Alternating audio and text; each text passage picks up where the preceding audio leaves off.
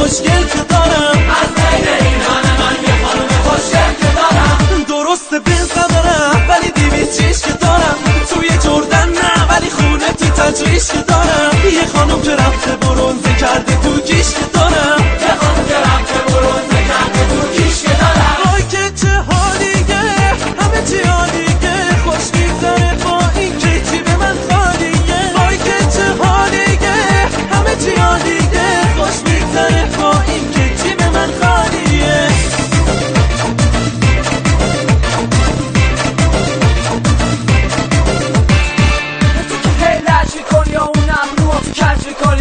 بگو بینم حالا که جیبم خالیه واسم خرج میکنی.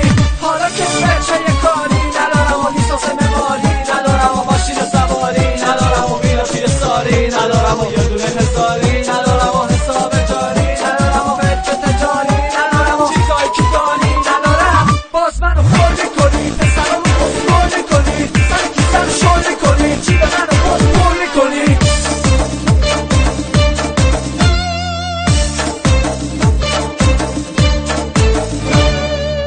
که کت پوست مار میپوشی یا لباسای مارکدار میپوشی، مانتو چاکدار میپوشی یا کفشای ساختار میپوشی.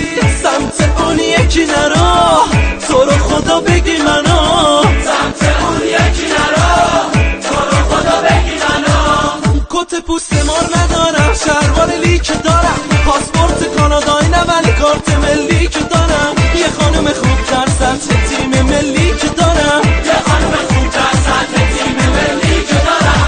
چای ساز ندارم ولی قوری که دارم، یخچال ساید بای ساید نه ولی معمولی که دارم. یه خانم شبیه آنجلینا جولی که دارم، یه خانم شبیه آنجلینا جولی که دارم. وای که چه حالیه، همه چی عالیه، خوش میگذره با این که جیب من خالیه. وای که چه حالیه، همه چی عالیه، خوش میگذره با این که جیب من خالیه.